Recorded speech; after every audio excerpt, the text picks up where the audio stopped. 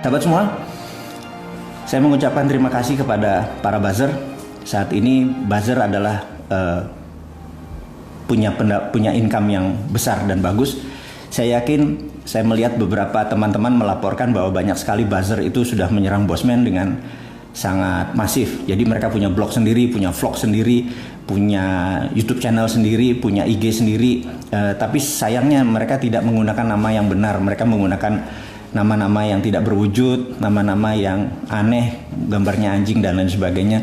Dan komen-komennya mereka benar-benar hanya membantah apa yang kita buat gitu, nggak pakai teori-teori, pokoknya membantah aja gitu ya. Dan itu saya senang sekali karena artinya mereka jadi dapat income, dapat pendapatan, dan saya yakin anggaran buzzer tahun depan naik karena salah satunya adalah membungkam si Sontoloyo ini. Jadi saya pikir kepada Pak Buzzer, kita berkompetisi sehat. Yuk kita duel terus. Saya menantang Anda bahwa jangan sekedar mengkritik atau mengcounter apa yang kita tulis atau apa yang kita video kita kirimkan, tetapi gunakan argumen-argumen Anda yang kelihatan keren. Kalau nggak Anda yang kelihatan norak gitu ya.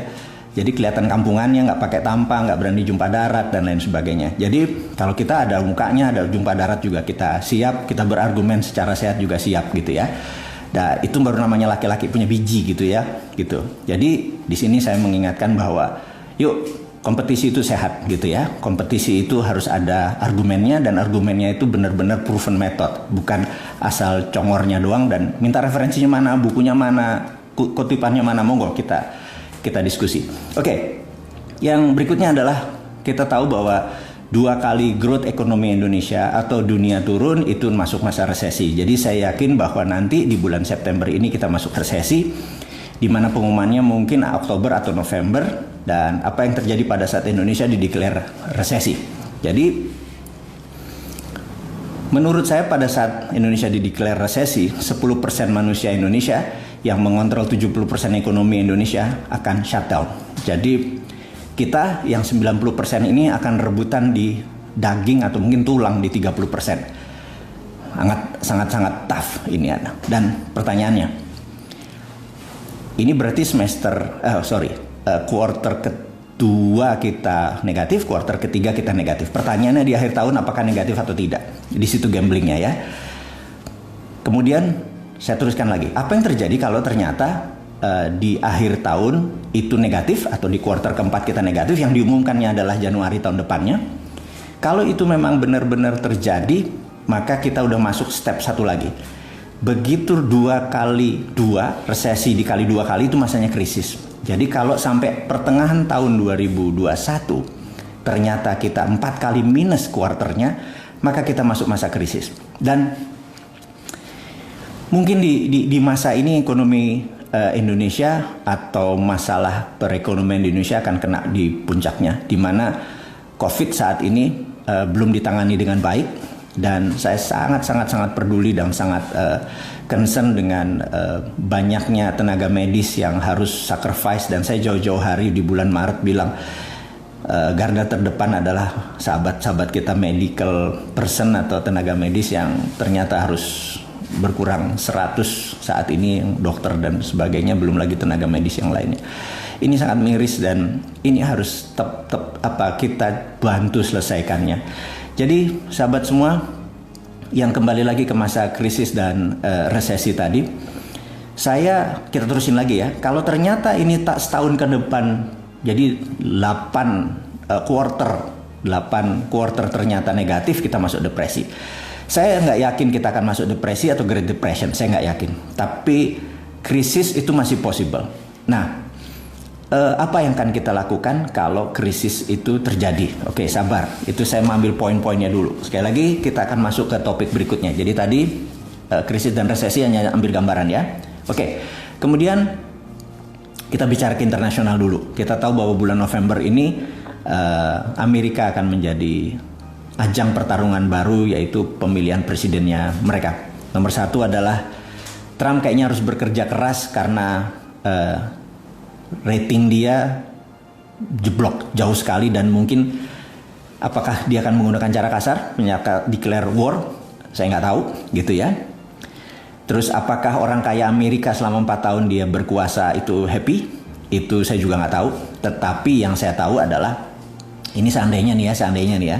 Ini kita kan lompat sedikit supaya ada refreshing daripada dengerin Bosman ngomong tentang politik toto kekencengan terus ada yang marah-marah. Tapi ini pengandaian aja. Jadi Trump itu adalah orang yang pebisnis, juga punya kuasa.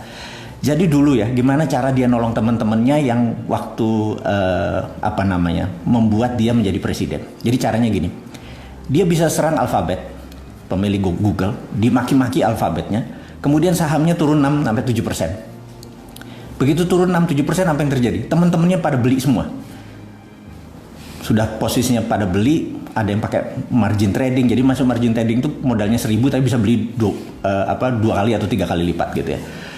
Kemudian gak lama kemudian setelah dalam posisi beli semua teman-temannya, termasuk dia kali ya, kemudian dia menyatakan bahwa Alphabet, Google dipuji-puji dan lain sebagainya, dikasih apalah gitu ya, yang membuat saham itu naik 10% gitu. Anda bayangkan kalau dia naruh $1 juta margin trading, atau dia dapat 3-4 juta dolar.